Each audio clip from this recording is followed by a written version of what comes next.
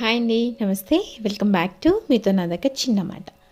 వేడి వేడి అన్నంలోకి రోటి పచ్చడి వేసుకుని తింటే చాలా అంటే చాలా బాగుంటుంది కదా. అయితే రోలు అందుబాటులో లేని వారికి మిక్సీలోనే ఈ రోట్లో వేసుకున్నట్టు పచ్చళ్ళు ఎలా చేసుకోవాలో చూపిస్తాను, చూసేయండి. ఇప్పుడైతే నేను దోసకాయ పచ్చడి కోసం ధనియాలు, జీలకర్ర, ఎండుమిర్చి, వేరుశెనగ గుళ్ళు, వెల్లుల్లి అన్నీ దోరగా ఇక్కడ చూపిస్తున్న విధంగా వేయించుకోవాలి. దోసకాయని చెక్కుకొని చిన్న ముక్కల కింద కట్ చేసుకుని కొద్దిగా పసుపు వేసుకుని ఇలాగా కొద్దిసేపు మగ్గించుకోవాలి. అందులోనే చిన్న నిమ్మపండు సైజ్ అంతా